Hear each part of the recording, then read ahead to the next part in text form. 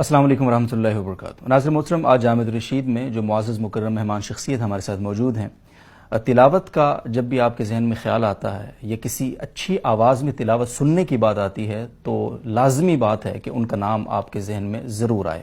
اللہ تعالیٰ نے اپنے کلام کی برکت سے نہ صرف ملکی سطح پر بلکہ بین الاقوامی سطح پر انہیں بہت زیادہ عزتوں سے، شہرتوں اور بلندیوں سے نوازا ہے. ہمارے ساتھ موجود ہیں جناب قاری ابراہیم قاسی صاحب. السلام علیکم ورحمۃ اللہ. وعلیکم السلام ورحمۃ اللہ. حضرت خیریت سے؟ ماشاءاللہ اللہ کا بڑا احسان ہے الحمدللہ. حضرت آپ کا بہت شکریہ تشریف آوری کے لیے ایک بار پھر. اور ہم آپ سے آج جو گفتگو کریں گے یقیناً وہ صرف قرآن مجید ہی کے متعلق ہوگی، اور آپ کی نسبت چونکہ قرآن کے ساتھ ہے، اللہ تعالیٰ نے آپ کو پہچان اس اپنے کلام کی وجہ سے دی ہے، ایک بہت مبارک پہچان ہے.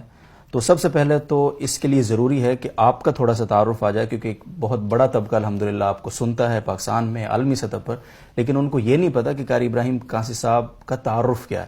تو شاید ہم ان کی یہ تشنگی دور کر پائیں. تو سب سے پہلے تو قاری ابراہیم قاسی صاحب کون ہیں، کہاں سے انہوں نے پڑھا، ابتدائی تعلیم کیا ہے اور کیا ان کا بیک گراؤنڈ ہے، تھوڑا سا اس پر بات ہو جائے پھر آگے چلتے ہیں. بسم اللہ الرحمن الرحیم. سب سے پہلے تو میں آپ کا شکریہ ادا کرتا ہوں کیونکہ کافی عرصے سے میرے اور آپ کے درمیان یہ بات چل رہی تھی کہ کب ملاقات ہو. اور دوسری بات، میں جے ٹی آر میڈیا کا بہت مشکور ہوں کہ انہوں نے اتنا اچھے سے پروگرام میں مجھے مدعو کیا ہے. جزاکم اللہ خیرہ. جہاں تک میرا تعارف ہے، سب سے بڑا تعارف تو میرا خادم القرآن ہوں میں. قرآن کی خدمت کے لیے بس اللہ پاک نے ہمیں چنا ہے، اور اللہ پاک ہمیں اس میں اخلاص عطا فرمائے کہ ہم اخلاص کے ساتھ قرآن پاک کی اشاعت کا کام کریں. بیسیکلی میرا تعلق کوئٹہ سے ہے اور میرا کاسی قبیلے سے میرا تعلق ہے. عموماً لوگ کانسی کہتے ہوتے ہیں، لیکن یہ لفظ ہے کاسی. یہ میرا قبیلہ ہے جو سب سے پرانا قبیلہ ہے کوئٹہ شہر کا. اور ابتدائی تعلیم میں نے وہیں اپنے کوئٹہ میں سے حاصل کی ہے عصری علوم میں، اور پھر دینی علوم کے لیے جو ہے میں مدرسہ تجوید القرآن میں نے کچھ پڑھا ہے، اور وہاں سے حفظ کی تعلیم لی. پھر اور قرات کی تعلیم میں نے اپنے بڑے بھائی قاری سید محمد باسط صاحب سے لی ہے. تجوید ان سے پڑھا ہے، پھر انہوں نے ہمیں اس کی ٹریننگ دی ہے. تو الحمدللہ پھر اس کے بعد میں آئی سی ایس میٹرک کے بعد پھر میں نے آئی سی ایس کیا ہے. آئی سی ایس کے بعد میں جو ہے نا بی بی اے کی طرف آیا. تو لیکن یہ ہے کہ پھر وہ گریجویشن میرا تو ہو گیا، لیکن گریجویشن میرا قرات کا شعبہ کا شوق میرے اوپر اتنا غالب تھا کہ وہ بی بی اے نہیں رہا، پھر صرف بی اے رہ گیا پھر. تو یہ وہاں سے یونیورسٹی سے قرات کی طرف جو آپ کا سفر ہے، اور اتنا ماشاءاللہ سے پرعزم سفر ہے آپ کا کہ ابھی تک اس میں آپ ماشاءاللہ سے جھنڈے گاڑ رہے ہیں، تو یہ سفر کیسے شروع ہوا، یہ جو عالمی سطح پر خاص طور پر؟ دیکھیں عبدالودود بھائی، بعض چیزیں اللہ کی طرف سے ہوتی ہے. میں سمجھتا ہوں کہ پاکستان میں ایسے بہت سارے قراء ہے جو بہت اچھے طریقے سے قرآن پڑھتے ہیں، علمی لوگ ہیں، لیکن بعض چیزیں کسی کو اللہ پاک جو ہے نا وہ ایک شہرت دے دیتا ہے. ہمارے اکابرین کی دعائیں ہیں، ان کا اخلاص میں سمجھتا ہوں کہ اس طرف. اور دوسری بات یہ ہے، سب سے اہم بات، دنیا میں جو ہے لوگ عربی لہب و لہجے کو پسند کرتے ہیں. بالکل. اور جہاں تک تجوید کی بات ہے، یہ ایک الگ علم ہے، اور فن مقامات ایک الگ علم ہے. صحیح. تو میں نے شروع سے میرا فوکس تجوید کے بعد فن مقامات کی طرف تھا. صحیح. اگر یہ معذرت میں آپ کی بات کاٹ رہا ہوں، یہ جو فن مقامات آپ نے ایک ٹرم یوز کی، اصطلاح استعمال کی، اس کی بھی تھوڑی سی وضاحت ہو جائے، یہ کیا ہے، اس کا کیا مطلب ہے؟ خوش آوازی جو ہے، اس کو جو ہے نا فن مقامات کہتے ہیں. قرآن پاک میں کہ حدیث بھی ہیں آپ صلی اللہ علیہ وسلم کا کہ جو قرآن کو خوش آوازی کے ساتھ نہ پڑھے وہ ہم میں سے نہیں ہے. تو خوش آوازی یہ ہیں، یہ جو اگر ہم اپنی آواز کے اوپر تھوڑی سی محنت کریں اور ہم اس میں خوش آوازی پیدا کریں، بظاہر تو کسی بندے کو پتہ نہیں ہوتا کہ میں کون سا مقام پڑھ رہا ہوتا ہوں، لیکن وہ کوئی نہ کوئی مقام ضرور ہوتا ہے. یہ ایک بہت وسیع فن ہے. یوں اگر آپ کہیں کہ یہ قرآن پاک کی موسیقی یہی ہے، فن مقامات جو ہیں. لیکن ہم وہ دوسری موسیقی کے ساتھ ہم اس کو نہیں جوڑ سکتے، کیونکہ اس کے اور اس میں زمین آسمان کا فرق ہے. صحیح. تو فن مقامات میں انشاءاللہ کچھ چیزیں پھر آپ کے اس انٹرویو میں میں پڑھوں گا بھی ضرور انشاءاللہ کہ فن مقامات ان میں کیا فرق ہے ایک مقام کا اور دوسرے مقام میں. بیسیکلی یہ کہ دنیا میں کوئی بھی خوش آوازی جو ہے وہ کسی مقام سے خالی نہیں ہے. صحیح. وہ کوئی نہ کوئی مقام ضرور ہوتا ہے. ٹھیک. بہت شکریہ. ناظرین محترم آپ نے انتظار کرنا ہے, تلاوت بھی سننی ہے ہم نے قاری صاحب سے انشاءاللہ العزیز. اچھا قاری صاحب یہ بتائیے, پاکستان میں الحمدللہ حفاظ بڑی تعداد میں, سالانہ ان کی جو تعداد ہے وہ پوری دنیا سے, شاید پوری دنیا میں کوئی ایسا ملک نہیں ہے جس کے مقابلے میں پاکستان کی تعداد کم ہو, یعنی پاکستان سب سے زیادہ حفاظ پروڈیوس کرتا ہے. بٹ جب بھی لہجے کی بات آتی ہے, یہ خوش آوازی کی بات آتی ہے, تو لوگ مصر سے اور انڈونیشیا سے اور باہر سے جب تک قرآن نہ آئیں تو لوگوں کو اتنا انٹرسٹ نہیں ہوتا ہے محافل حسن قرات میں, یا اتنا یہاں پہ ٹرینڈ نہیں ہے, یہ کہہ لیجئے. اس کی کیا وجہ ہے کہ ہمیں آواز کے لیے باہر جانا پڑتا ہے, باہر سے قراء کو بلانا پڑتا ہے, جبکہ ہمارے پاس اپنے حفاظ کی تعداد بہت زیادہ ہے الحمدللہ. تو ایک تو کیا کمزوری ہے جس کی وجہ سے ہم اس لہجے والے فن کی طرف نہیں جا پا رہے ہیں, یا وہ عرب کا جو لہجہ ہے جس میں قرآن پڑھنے کا حضور نے ہمیں بتایا ہے اس کی طرف ہم نہیں جا پا رہے ہیں, یا آپ کی نظر میں کوئی اور وجہ ہے؟ اور کوئی سجیشن آپ دینا چاہیں اپنے مدارس کو, قراء کرام کو, یا حفاظ بنانے والے جو ادارے ہیں ان کو, تو وہ کیا ہے؟ یعنی پہلے پرابلم کیا ہے, پھر اس کا حل کیا ہے؟ دیکھیں, مین جو بات ہے کہ اللہ کے نبی نے فرمایا کہ قرآن کو عرب کے لب و لہجوں میں پڑھا کریں آپ. تو عرب کے لب و لہجے یہی ہے کہ مطلب ایک تو ہماری تجوید ان کی طرح ہونی چاہیے. صحیح. دوسری بات یہ ہے کہ ہمارے ہاں جو تجوید پڑھانے والا استاد ہوتا ہے وہی ان کو جو ہے نا لہجہ بھی سکھانے والا ہوتا ہے, حالانکہ یہ ایک دو الگ الگ چیزیں ہیں. ٹھیک ہے, تو ہمیں جو ہے نا یہ لہجے کے لیے الگ سے استاد رکھنے چاہیے جو اس چیز کا فن جانتا ہو, جو ساؤتھ کا فن جانتا ہو. دیکھیں, وہ ہمارے ہاں جو تجوید پڑھاتا ہے یہ حفظ کا جو ماہر ہوتا ہے وہ صرف حفظ کا ماہر ہوتا ہے. بالکل. اور جو تجوید کا ماہر ہوتا ہے وہ صرف تجوید کا ماہر ہوتا ہے. صوت و لحن یہ ایک الگ چیز ہے, اس کے لیے جو ہے نا آپ کو الگ سے استاد رکھنے پڑیں گے, جس کی وجہ سے جو ہے نا ہمارے ہاں اس چیز کی کمی ہے. ٹھیک ہے. تو اور دوسری بات یہ ہے کہ فن مقامات کے اوپر ہماری توجہ نہیں ہے. بعض لوگ ہمارے ساتھ اختلاف ضرور کریں گے کہ فن مقامات ٹھیک نہیں ہے, حالانکہ ایسی اس میں کوئی بات نہیں ہے. وہ اگر خوش آوازی سے تلاوت کرتا ہے یہ وہ نہیں مانتا ہوگا, لیکن وہ قرآن کی کسی بھی جو ہے نا قرآن کی تلاوت کسی بھی مقام میں کر رہا ہوتا ہے. یہ اور بات ہے کہ وہ اس کو نہیں مانتا. صحیح ہے, صحیح ہے, وہ غیر شعوری طور پر جی صحیح ہے, اس مقام کسی بھی مقام کو اختیار کیے ہوئے ہے. بہت شکریہ آپ کا. اچھا, اگلا سوال میرا آپ کی خدمت میں یہ ہے کہ آپ نے اب تک قرآن کی نسبت سے آپ کے جو باہر اتنے اسفار ہوئے ہیں, ایک تو کتنے سفر اب تک الحمدللہ ہو چکے ہیں, ایک تو یہ بتائیے. دوسرا یہ کہ آپ نے جو ایکسپیرینس کیا ہے باہر کی دنیا میں, وہاں لہجے کو بہتر کرنے کے لیے وہاں کے ادارے, وہاں کے مدارس, وہ کیا ایسا فارمولہ ہے ان کے پاس جس کی وجہ سے ان کے لہجے بہتر ہیں بنسبت ہمارے؟ پہلا کوشچن جو آپ نے کیا کہ میرے اسفار کتنے ہوئے ہیں, الحمدللہ پاکستان میں تو تمام شہروں میں میرا جانا ہوتا ہے. پاکستان سے باہر بہت ساری کنٹریز میں آج کل میڈیا کا دور ہے, تو لوگ میڈیا پہ قرآن کی تلاوت ہماری سنتے ہیں تو پھر خواہش ہوتی ہے کہ ہمارے ہاں بھی پروگرام پہ آئے. تو تقریباً کینیڈا میں اور یورپین بہت سارے کنٹریز میں میرا جانا ہوتا ہے.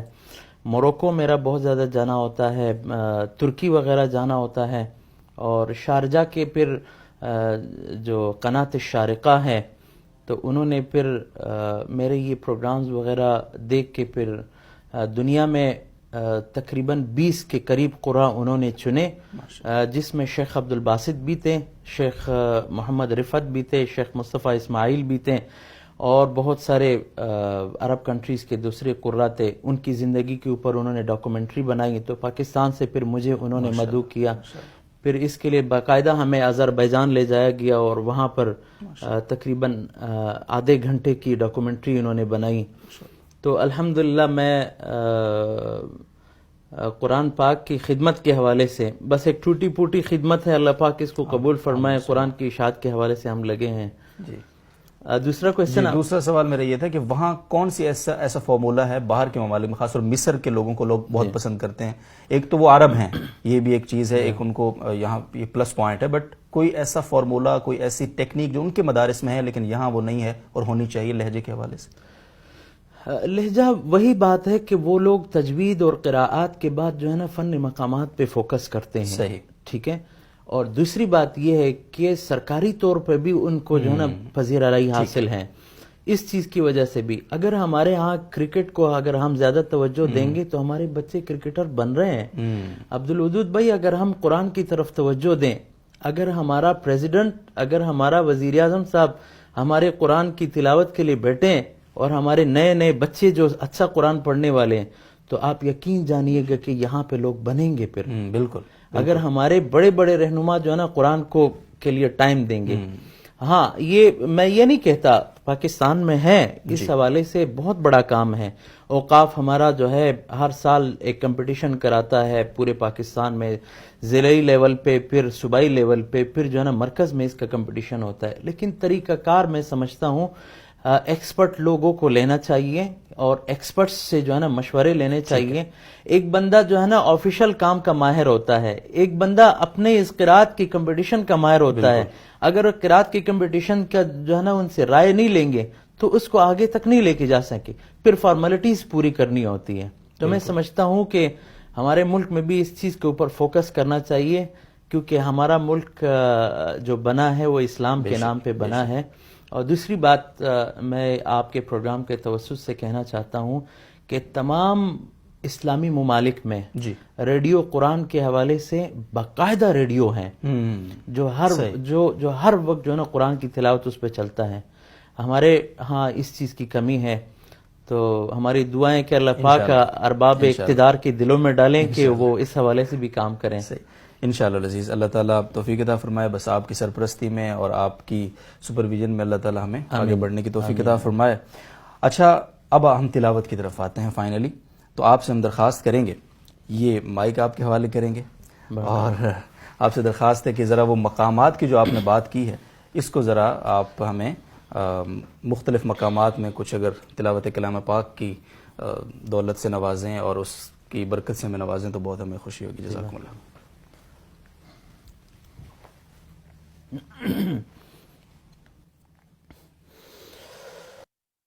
أعوذ بالله من الشيطان الرجيم. بسم الله الرحمن الرحيم.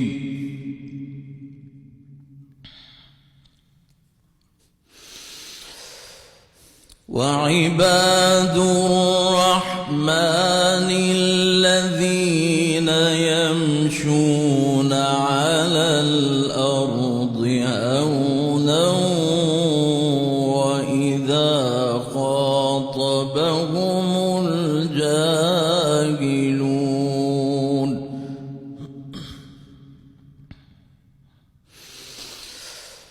وعباد الرحمن الذين يمشون على الأرض هونا وإذا خاطبهم الجاهلون قالوا سلاما.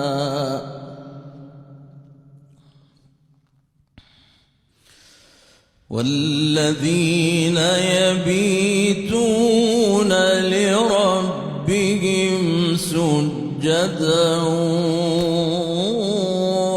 وقياما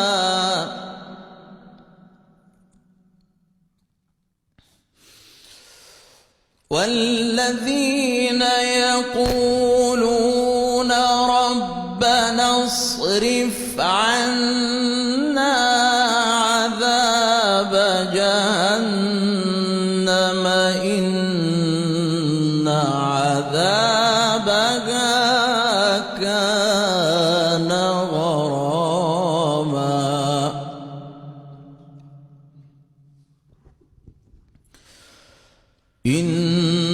إنها ساءت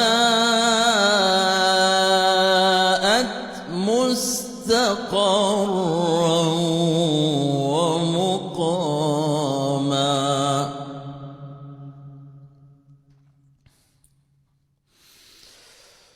وعباد الرحمن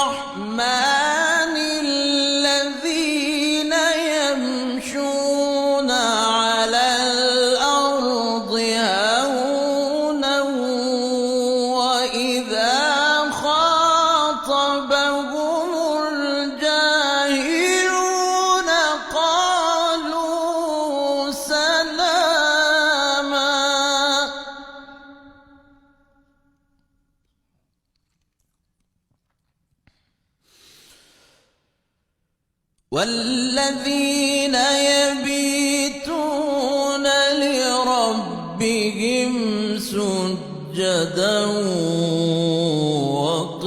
وقياما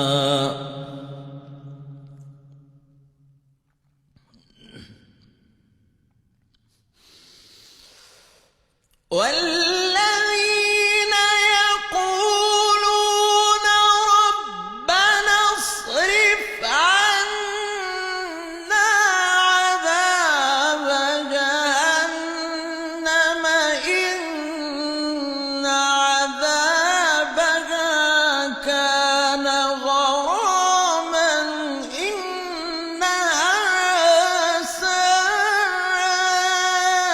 ساءت مستقرا ومقاما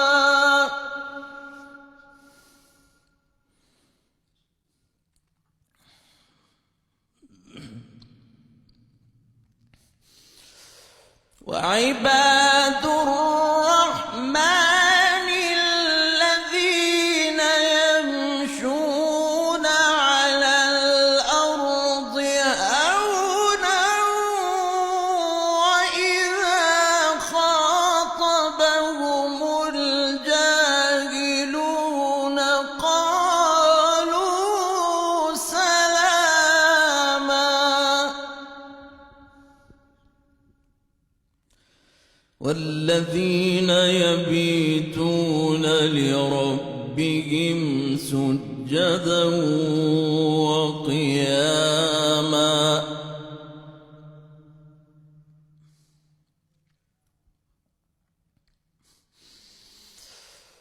والذين يقولون ربنا اصرف عنا عذاب جهنم إن عذابها كان غراما إنها ساءت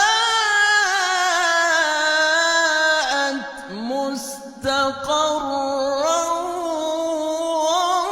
ومقاما إنها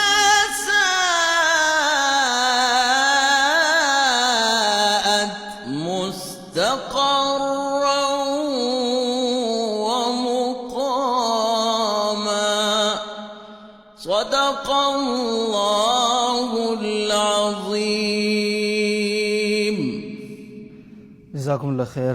اللہ تعالیٰ آپ کے اس لہجے میں، آپ کی اس آواز میں اور برکتیں، ترقیاں عطا فرمائے. آخر میں جامعۃ الرشید کا آپ نے آج وزٹ کیا، آپ تشریف لائے ہماری دعوت پر، تو جامعۃ الرشید کے حوالے سے اور خاص طور پہ J T R media house کو آپ دیکھتے ہوں گے، اس کے حوالے سے آپ کی کیا خیالات ہیں اور کیا آپ کی رائے ہے، اس حوالے سے اگر کچھ کہنا چاہیں. ماشاءاللہ جامعۃ الرشید نے جو دینی حوالے سے اور عصری حوالے سے، عصری علوم کے حوالے سے جو کام کیا ہے پاکستان میں اس کی نظیر نہیں ہے. اور میں جے ٹی آر میڈیا کو جو دیکھتا ہوں، آپ کے پیج پہ کبھی جو ہے جامعۃ الرشید کے جو روزمرہ کے جو پروگرامز ہوتے ہیں جو دینی علوم سے، تو ماشاءاللہ خوشی ہوتی ہے مجھے اس حوالے سے، اور ہونا بھی چاہیے. عبدالودود صاحب، میرے اکثر جو ہے نا وہ لوگوں کے ساتھ، علماء کے ساتھ جب میری بات چیت ہوتی ہے اس حوالے سے، تو میں یہ کہتا ہوتا ہوں کہ آپ لوگ جو ہیں اپنے اداروں میں عصری علوم کو بھی شامل کر لیں، کیونکہ یہ دنیا کی ضرورت ہے. بے شک. بعض لوگ شاید ہمارے ساتھ اختلاف رکھیں اس حوالے سے، لیکن یہ ضروری ہے. اور اگر آج یہ لوگ سمجھتے ہیں کہ یہ ابھی ٹھیک نہیں ہے، تو کل ہماری امید ہے انشاءاللہ کہ کل وہ بھی اسی طرف آئیں گے انشاءاللہ. عزیز بہت بہت شکریہ. حضرت قاری ابراہیم قاسی صاحب موجود تھے ہمارے ساتھ. کاسی بائی دا وے، کاسی نہیں کاسی ہے، تو اس کو آپ بھی درست کر لیں، میں بھی درست کر. بائی دا وے بہت سارے اشتہارات میں ہم دیکھتے ہیں کہ کاسی لکھا ہوا ہوتا ہے. بس جہاں تک میں جاتا ہوں نا تو ان کو جہاں بتا سکتا ہوں تو میں بتا دیتا ہوں. بہت شکریہ آپ کی تشریف آوری کا، بہت شکریہ آپ کے وقت کا، بہت شکریہ. ناظرین بہت شکریہ. اجازت لیتے ہیں آپ سے اور ملاقات ہوتی ہے اگلی کسی نشست میں. اللہ حافظ.